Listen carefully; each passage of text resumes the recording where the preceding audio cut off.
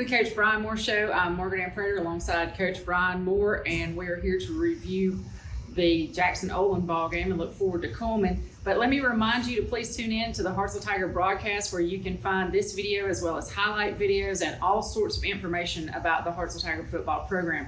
First, Coach, we got to thank these sponsors: Life Church, Agency on Main, Marmac Commercial Real Estate, Peck Funeral Home, Eddie Pruitt Ford, Drake Eye Center, and Coleman Regional Hospital.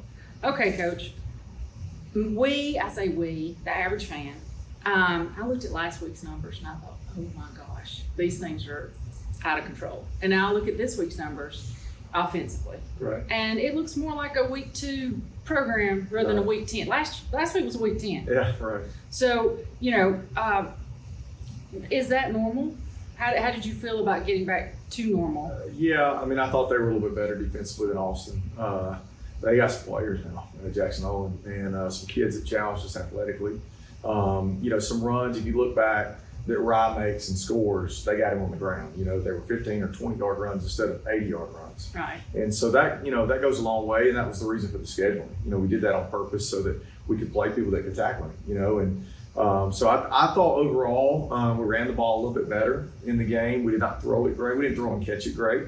We were a little bit sharper last week. But again, we did what we needed to get it done. And I thought that overall our kids played well. Well, and the follow-up question I have was, what did Jackson do specifically that caused us to play? I don't want to say sloppier, because we weren't necessarily sloppy. You went from almost perfection to, a normal high school team in week 2. So what kind of things were they doing that maybe caught us off guard? Yeah, a little bit of, defensively kind of all over the place. Early in the game, they were pretty sound in what they did and kind of lined up in the same thing. And then as the game wore on, they were jumping blocks and kind of bringing all kinds of pressure. And it's different, it's a little bit easier to call plays, honestly, when you know where they're going to be, and where people are, structurally kind of stay the same. And they did a lot. They're very multiple defensively. And so that gave us a little bit of trouble, but I thought our guys, again, handled it well.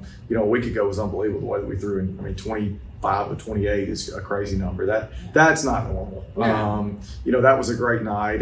But I thought Jacksonville was a lot better on the back end too, their safeties and everything, both in coverage and in run support against us. But again, that's why we wanted to play them, is so that we see a really athletic team early in the year, and we kind of get used to that. Well, and I was talking to the coach I happen to be related to, and he was talking about how their defense would line up in formations that you're not accustomed to seeing. Right. He said they'll line up everywhere. Right. He said it was really hard to kind of get a plan against that. And jumping blocks too, because they're more athletic than we are, and so guys are jumping. They got 300-pounders that can jump blocks, and it's just different. like I said, and so again, long term, that's going to be a really big game for us to sort of see that style of play.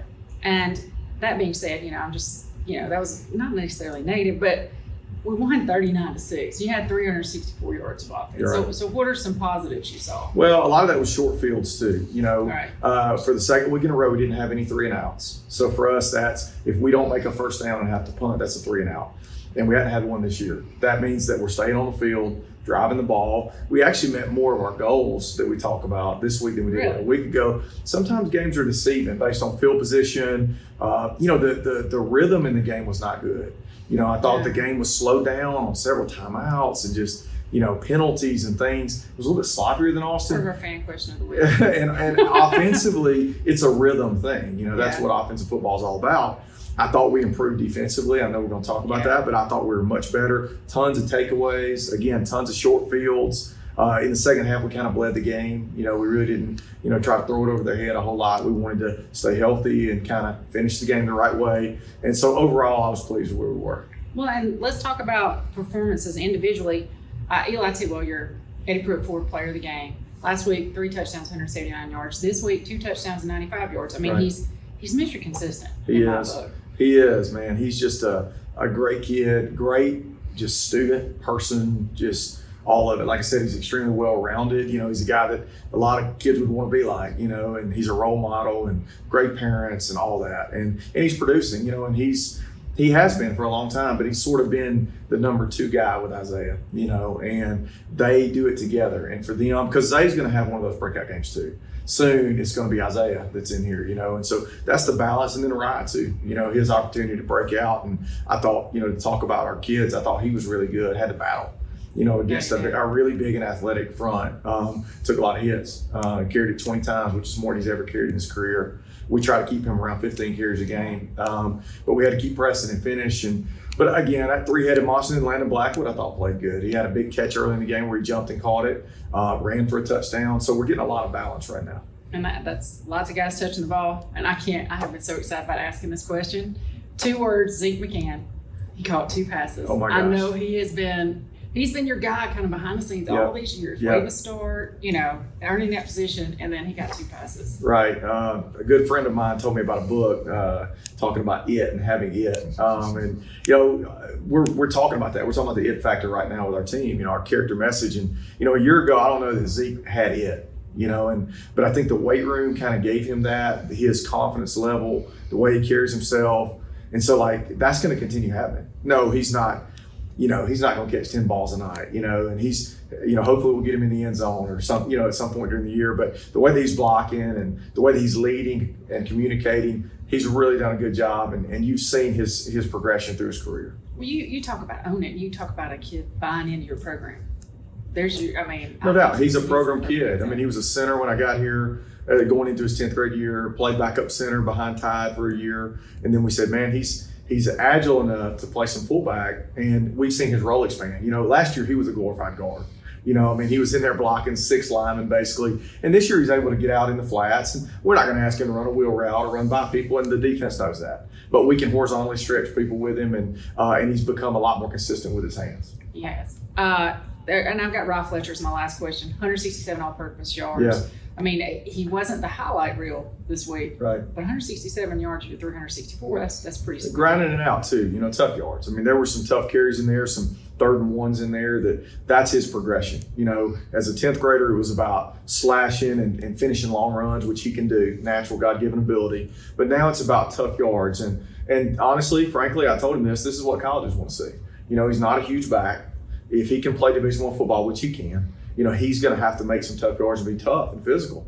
Because if a Power 5 school is going to sign him, it's going to be where he can do both. He can't just be a scat guy, can't just be out of the backfield catching balls. He's got to make tough yards in there at times, and he's starting to do that. I can't say enough about his performance, but we're going to take a quick break. You're watching the Coach Bryan Moore Show.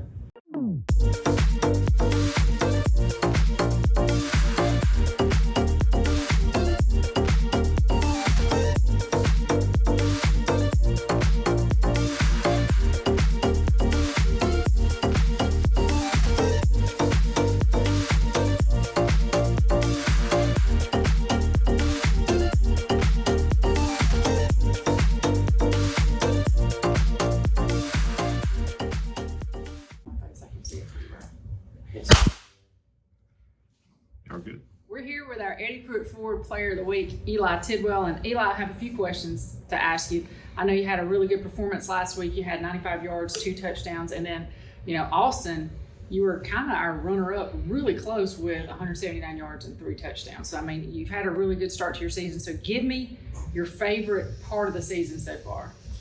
I'm going to say probably coming into fall camp, just with everybody together, with people playing baseball or whatever they had during the summer, and just seeing what we really had. Talent-wise and coming things into like the that. season. All right, I know you've been an all-around athlete because you won the state championship in baseball last May. And I asked the same kind of thing of Jack. You had to balance 2 sports this summer. So how did you do that and still keep up with what was going on in football? Well, our coaches do a great job of just when we're here, we're always doing stuff they're on top of stuff, and knowing the offense for 3 years now, and we go over it so much, it's not hard to keep up. So they prepare us well. And they're very efficient. Yes. That's good. I'm gonna ask more about that. I had you in class before, and when I had you in class, you said yes, ma'am, to me twice. That was the whole semester. So I know this is not your favorite thing to do. And so even let's stack on that, you had to come and give a character talk to all your peers Was it before a game or a practice? It was before the Austin game, Friday morning. Okay, so tell me about that. What was your message? What was that experience like? It was a lot of pressure just because all the people sitting there listening to you, you don't know what they're thinking about what you're saying. So it's just a lot of pressure to get it out and get what you're trying to say across. And what did you tell them? I can't even remember, to be honest with you. That's okay. That's okay. I always ask this every week. Favorite part of practice? I like one-on-ones, just depending on the day. You know what I'm saying? Who do you usually line up with? Does it change all the time? It changes a little bit, but it's usually me and Walker, me and Peyton, or Drake. That's awesome. Hey, they've been doing a really good job. I compared you to Julian Edelman of the HHS Tigers, and here's why. You're not really vocal. You're not in everybody's face. But when I look at that stat sheet and I watch you play the game, you're playing with maximum effort. You're consistent. We can always count on you. So how do you feel about that? Is that the role you're wanting to have on the team? I mean, follow me. Just anything that'll, contribute, right? Yes, ma'am. All right. Well, we thank you so much for your time, Eli Tidwell, and we'll be right back after a word from our sponsors.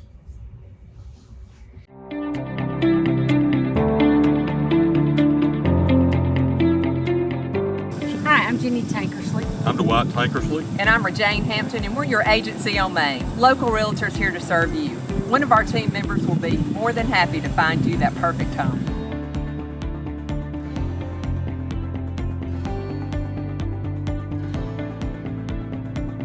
Go Tigers!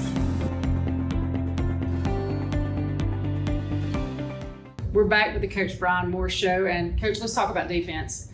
We held Jackson Olin to 231 yards, and then you gave me this stat this morning that I really didn't realize: 6 turnovers. Yeah, it was. Well, there were at least one special teams turnover. We had 3 interceptions and 2 forced fumbles on defense. I thought, for us to be opportunistic, to take the ball away is huge. I mean, because again, if you give our offense short fields, it's going to be quick, and things will go really fast on you. So for us to and there were 3 tip ball opportunities. I thought that was cool. Coach Cole and I talked about that. Drake had one, Caleb had one, and Peyton had one, all off tip balls. We're getting our hands on them. But as far as, limiting total yards is huge, but points again. To give up 0.5 points per drive is a big number. Our goal is 1.9 per drive. That would, teams get about 10 drives a game, 10 to 12. That means you score 19, 20, somewhere around that. If we can keep them around that, that's good. But for us to hold them to 0.5 is a big number. That's a stat we track. Our third downs have been really good this year, been able to get off the field. And again, obviously turnovers can be huge for us. Red zone's been good for us this year too. I love where we're at defensively. Well, and I'm going to go back and skip over to my tip drill question. If you ever thought there was a need for a tip drill in practice, you guys, it happened, like you said, 3 times. I think when I was 7 years old, we did tip drill at practice. Every dad, granddad, they've all done tip drill, and it's funny. I'm like, how many tip drills do you really get to get 3 in a game? Right. I thought that was awesome though. But, and then, just executing that though, seeing the ball in. Caleb had a big interception. I think Saban or Drake tipped that one. But that was going in. That was at like the 5-yard line, right before half too. And the score, I think, was 29-6. So if they score there, it's a 2-score game. I thought that was a really big play in the game. Well, and let's talk about linebacker play. Trey Soden, once again, significant contribution, 10 tackles. Yep. Boy, they were everywhere. Yeah, they're Coach Holly has them playing a really high level. He's really hard on those guys, but they're really fast and physical. Caden Worley coming back to us was huge for us. Jake's another program guy, like you talked about with Zeke, that has just developed, and he's totally bought in. And the whole culture idea. Jake is the middle of that. And then of course Trace has been around forever. It feels like and he forced a fumble on kickoff too. So those guys are doing so much more than just playing defense, but their fits are so much better this year. And then a lot of it has to do with the defensive line too. Their progression and how they're keeping linebackers off of, or offensive linemen off our linebackers, and the way that they're fitting and tackling and finishing. I thought they tackled a lot better. We had 30 missed tackles week 1, which sounds like a million. It sounds like a lot. That's pretty common early. We only had 17 this week. We want to cut them in half each week. And so I thought that got a lot better too. Well, and my vote for most improved group though is your defensive line. No doubt. They were getting penetration. Yep. What have we done to get that kind of improvement? Just year two, Coach Fulks in year two, as our defensive line coach, Coach Newton coming back to us was big as far as their development. And a lot of kids that have played, like Dalton Green's played a lot. Isaac Nicholson hasn't played a lot, but he's a senior. I mean, he's an older kid. Of course, Porter, being a sophomore, played as a freshman. He's a dude now. He's a big time player. He's getting heavier too. He's got a chance to be a Power 5 guy. And so just excited. Dylan Green's been good. Caden Kelly's coming along. Jaden Shekels coming along. Trying to play about 6 guys to keep them from playing 60 snaps. They need to play about 30 snaps apiece to be their very best. Well, and I have one more question. What do you think the defense needs to do to get ready for Coleman? It's totally different. I sat in the defensive, meeting room last night, which I don't normally do because I just wanted to see it. The way that they, get in wing formations and slot and run their quarterback and run belly and veer and stuff that we don't see a lot. So it's just different. It happens so fast. It's hard to practice it. Last year we had an old ball-headed guy playing scout team quarterback. I didn't do very good. They fired me. This year somebody else is going to do that, Coleman week. But it's just different. And you're trying to simulate the way that it is. It's really hard. So they're going to play faster. We're going to do a better job of squeezing and keeping tackles off our linebackers. It took us, if you saw last year, it took us a couple of quarters to get settled in. Right. And it's just because of how different it is. And so luckily though, this is third or fourth year in a row to see this, to settle into what they're doing, and hopefully we'll be a little bit better early. Okay. We'll be right back. You're watching the Coach Bryan Moore Show.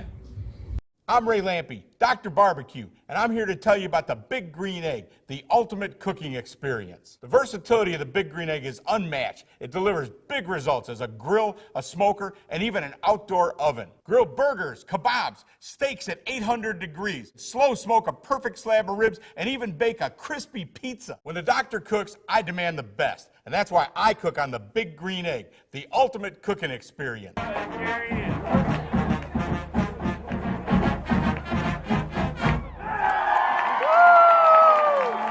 All right, we're back with Coach Bryan Moore. Coach, let's look towards next week. We're playing Coleman. And if there ever was a team that was barely 2-0, I think it might be your Coleman Bearcats. I understand that, but this is Alabama-Auburn territory. Yeah. We don't like them and they don't like us.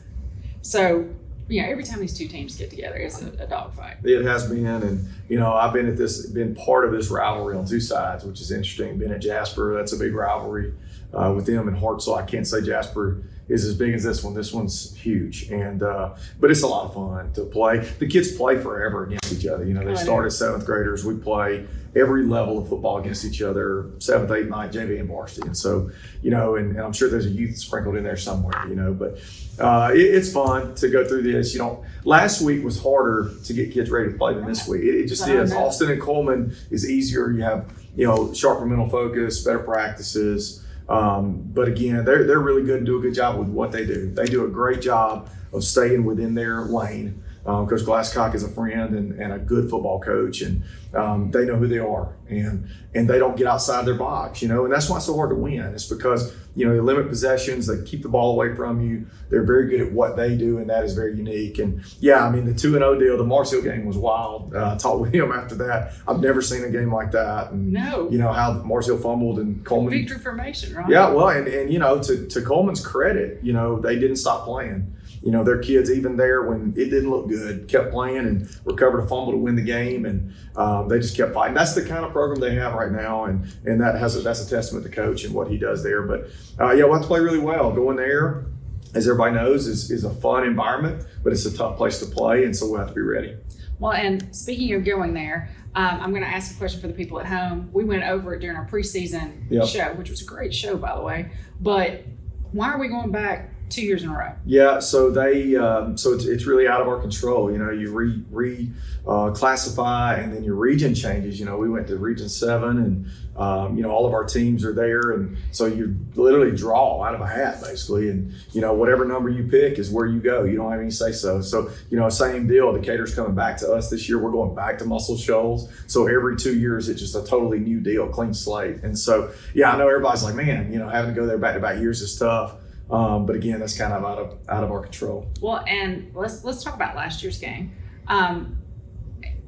Coleman out physical us a little No bit. doubt, yeah. What are we doing in the off season Yeah. and preparing for this to make sure that doesn't happen? Well, you hope your line of scrimmage is better. I think as the game wore on, we settled into the physicality. They were really good up front. That was the best offensive line we saw all year. That includes Gardendale.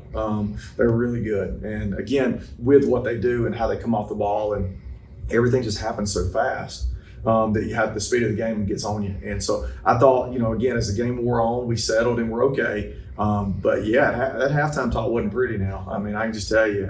And somehow offensively we kept answering, and we're actually leading 21-14 at halftime. Right. Which we threw a big ball to Isaiah in a 2-minute scenario, which was a game-changing deal. And then we forced 2 fumbles, which was huge in the game, and ended up kind of running away late. But yeah, we're going to have to match that and be a little bit tougher this year.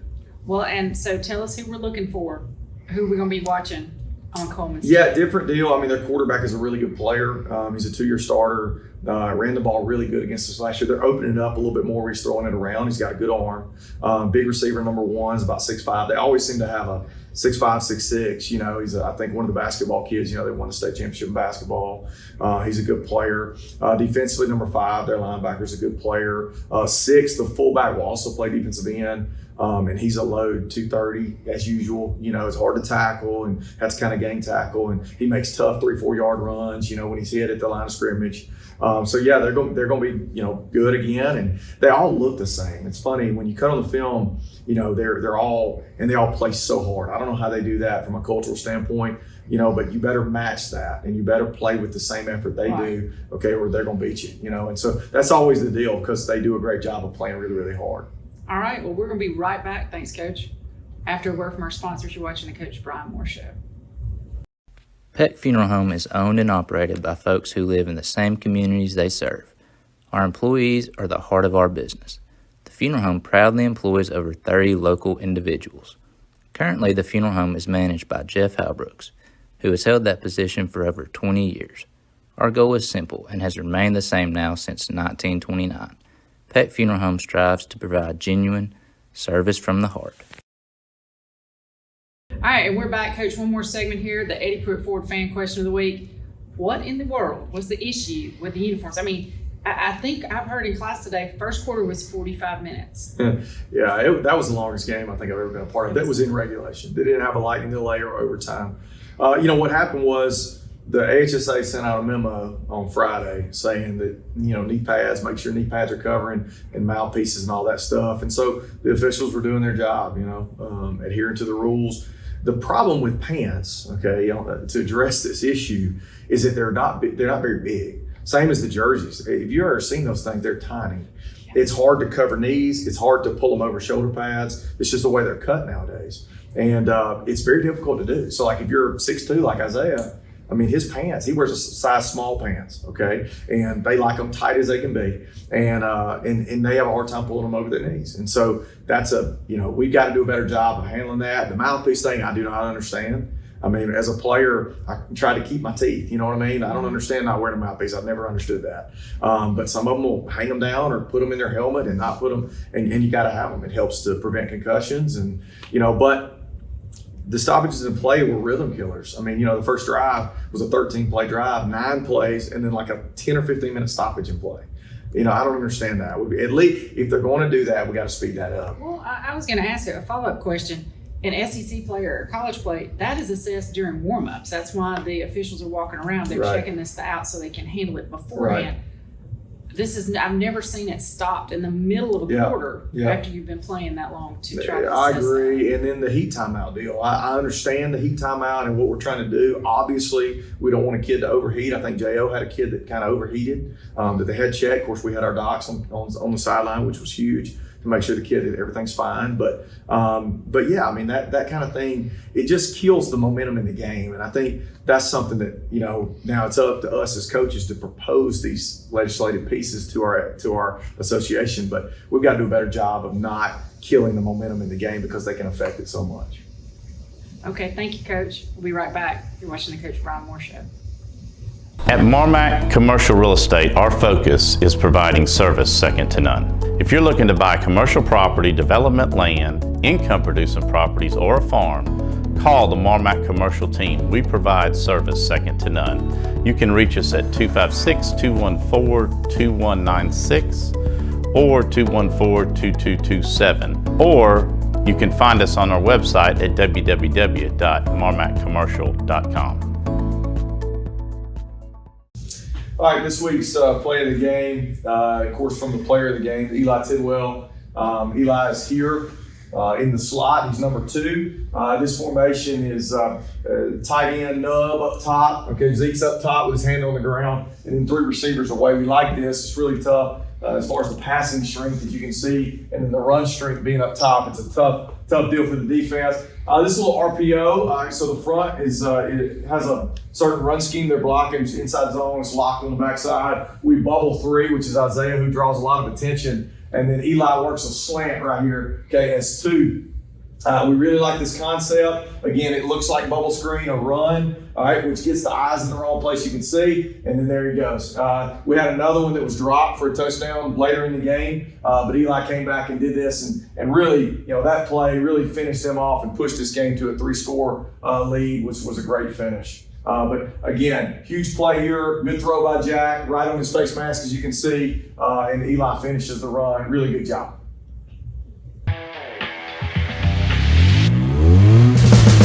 We at Eddie Pruitt Ford are so excited about another great year of Friday Night Lights and Hartselle football. Go Tigers!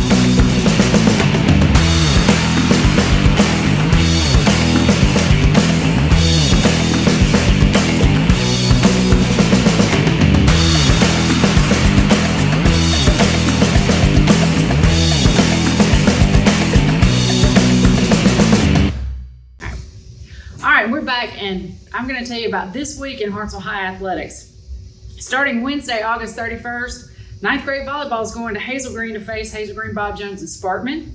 On Thursday, September 1st, volleyball is going to Coleman, and they're going to face Coleman and Danville. 7th and 8th grade football are going to Muscle Shoals, and HJHS volleyball is going to Muscle Shoals, where Haleyville will also be participating.